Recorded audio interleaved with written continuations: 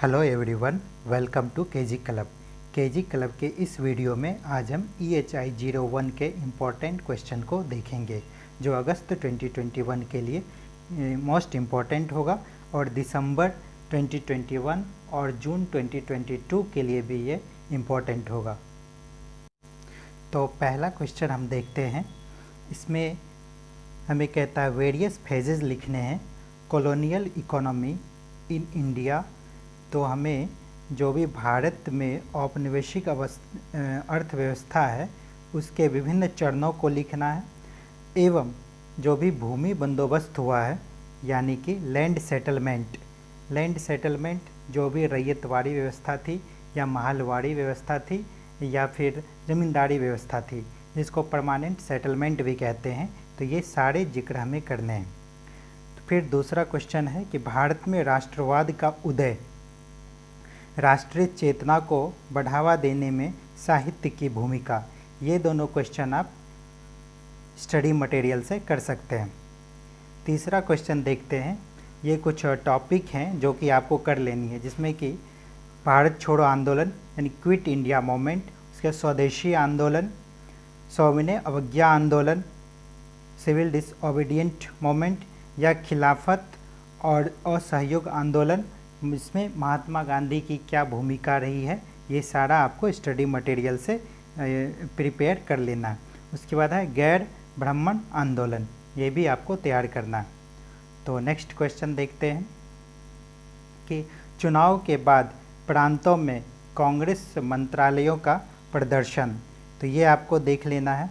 Fourth question क्या है, औद्योगिकरण क्या है। तो इस औद्योगिकरण को आप लिखते हुए आप इसमें ये जिक्र करेंगे कि 3 औद्योगिकरण अभी तक में औद्योगिक क्रांति हो चुकी है, तो आप उसके बारे में जिक्र करेंगे। और 1947 के बाद भारत की औद्योगिक नीति क्या रही, ये भी आपको बताना।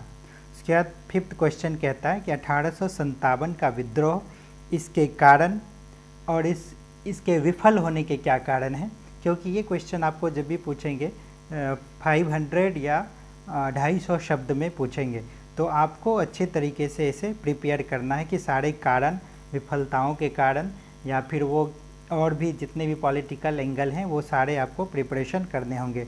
सामाजिक एंगल भी आपको यहाँ पे दिखाना पड़ेगा। नेक्स्ट क्वेश्चन है, वे कौन से कारक थे जिनके कारण भारत का विभाजन हुआ। ये भी आपको स्टडी मटेरियल से देखना पड़ेगा। उसके बाद है भारतीय राष्ट्रीय कांग्रेस में स्वराज पार्टी का योगदान। तो स्वराज पार्टी के योगदान को आपको दिखाना है। स्वराज पार्टी की स्थापना से लेकर इसकी क्यों स्थापना हुई, आखिर इनके क्या कारण थे, और इसमें मोतीलाल नेहरू और चित्तरंजन दास का क्या योगदान था वो आपको बताना पड़ेगा। समाजवाद क्या है, प्रारंभिक सामाजिक विचारक और उनके विचार, तो ये भारत के पर्सपेक्टिव से आपको भी करना है और पाश्चात्य इतिहास के भी पर्सपेक्टिव से इसको आपको देखना है। और इसके बाद है 19वीं सदी में सामाजिक सुधार, तो ये आपको क्वेश्चन में इंडियन लेवल पे रहेगा, इंडियन पर्सपेक्टिव से रहेगा, तो आपको उस तरीके से लिखना पड़ेगा। उसके बाद है रियासतों में लोकप्रिय संघर्ष, तो popular struggle in princely state, ये भी आप देख लीजिएगा। भारतीय राष्ट्रीय सेना का गठन और योगदान, एक्चुअली ये इंडियन नेशनल आर्मी है जिसको हम आज़ाद हिंद फौज कहते हैं। ठीक, भारतीय राष्ट्रीय सेना आज़ाद हिंद फौज, आपको हिंदी में ऐसा लिखा रहेगा कि आज़ाद हिंद फौज का गठन और उसके योगदान। तो इसमें सुभाष चंद्र बोस का जिक्र करना है, रास बिहारी बोस का। ये आपको टोक्यो में आज़ाद हिंद फौज की स्थापना टोक्यो में हुई थी, जापान में। तो उसके बाद आपको देखना है भारतीय राष्ट्रीय कांग्रेस और भारतीय पूंजीवादी वर्ग के बारे में आपको पढ़ना है। नेक्स्ट देखते हैं कि अर्ली सिख रिफॉर्म मूवमेंट, ये आपको शॉर्ट क्वेश्चन में आएंगे, इसको आप अच्छे ढंग से स्टडी मटेरियल से कर लीजिए।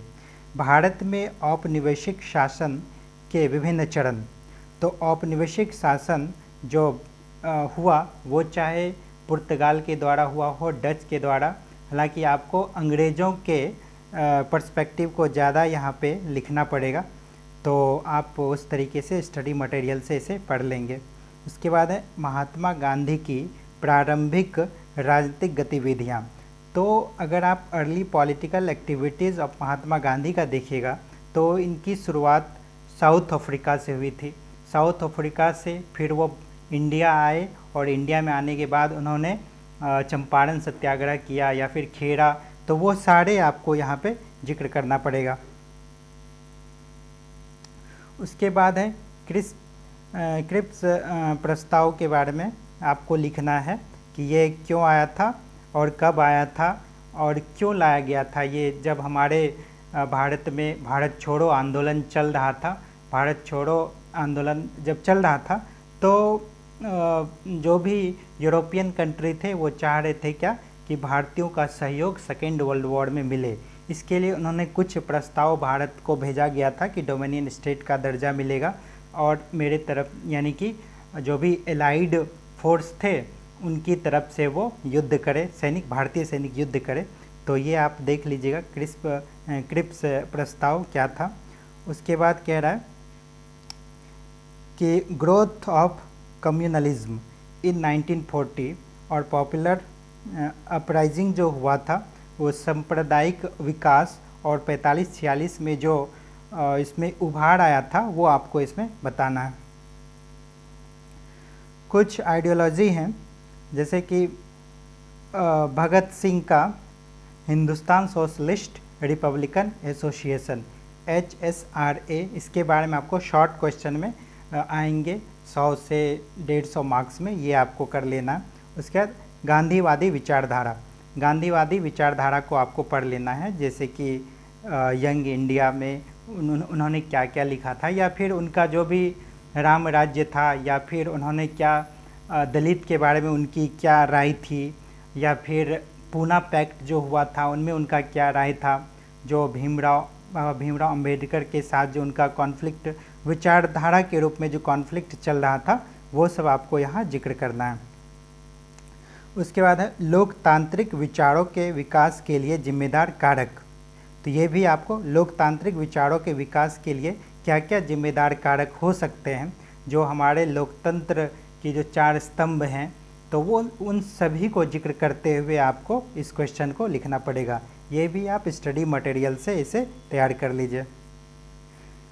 फिर देखते हैं क्या है कि भारत सरकार अधिनियम 1935 के भारत सरकार अधिनियम के बारे में आपको अच्छे ढंग से पढ़ लेना है। इसी अधिनियम के तहत बर्मा भारत से अलग हुआ था जो आज का म्यांमार है। उसके बाद होम रूल लीग के बारे में, होम रूल लीग 2 एक एनी बेसेंट ने चलाई थी और दूसरा बाल गंगाधर तिलक चलाए थे, तो इसके बारे में आपको अच्छे से पढ़ना पड़ेगा। उसके बाद संथाल विद्रोह, धन की निकासी और फिर से यहाँ पे इंडियन नेशनल आर्मी यानी कि आज़ाद हिंद फौज। ओके, तो ये आपको अच्छे से स्टडी मटेरियल से आपको कर लेना है। ओके, तो इस तरीके से आप पढ़ाई कीजिए। अगर आपको नोट्स चाहिए तो आप मेरे से कांटेक्ट कर सकते हैं। Thank you.